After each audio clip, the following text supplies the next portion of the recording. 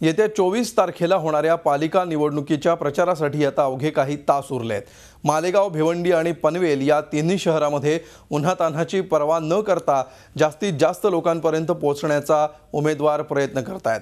पनवेलमध्ये आज शेवटच्या दिवशी शिवसेनेच्या प्रचारासाठी आदेश बांदेकर यांनी रोड शो केला, तर मालेगावात शिवसेनेसाठी गुलाबराव पाटील आणि एमएमएमच्या प्रचारासाठी असदुद्दीन ओवेसींनी हजेरी लावली।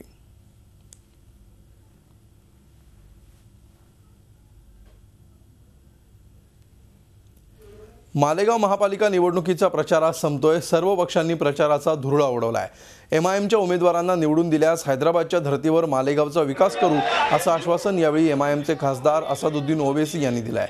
ओवेसींनी मालेगावमध्ये 4 सभा घेतल्या, तर दुसरीकडे भाजपनेही मालेगावमध्ये मुस्लिम उमेदवार दिलेत। मुख्यमंत्री जिथं प्रचाराला जातात तिथं भाजपला निवडणुकीत अपयश मिळतं, मालेगावमध्ये आले असते तर शिवसेनेच्या पथ्यावर पडलं असतं, अशा शेलक्या शब्दात सहकार मंत्री गुलाबराव पाटील यांनी प्रचार सभेत भाजपवर तोंडसुख घेतलंय। शिवसेनेनं मालेगावमध्ये 26 उमेदवार दिले।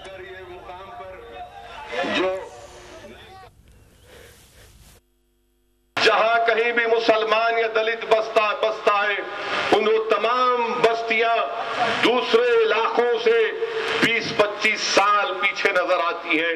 कौन जिम्मेदार है इसका? इसका जिम्मेदार यही कांग्रेस है, इसके जिम्मेदार यही राष्ट्रवादी पार्टी है। अगर दूसरे इलाकों में काम हो सकता है तो आखिर मालेगांव के गली कूचों में काम क्यों नहीं हुआ? आजच्या या निवडणुकीच्या प्रचार सभेच्या निमित्ताने आदरणीय दादासाहेब भुसे बोलले की माननीय मुख्यमंत्री महोदय इकडे येणार होते पण ते आले नाही। दादांना मला आठवण करून द्यायची आहे की माझ्याकडे सुद्धा ते नगरपालिकेला आले होते, पण तिथे जिथे जातात तिथं सीटा पडतात। झी 24 तास रहा एक पाऊल पुढे।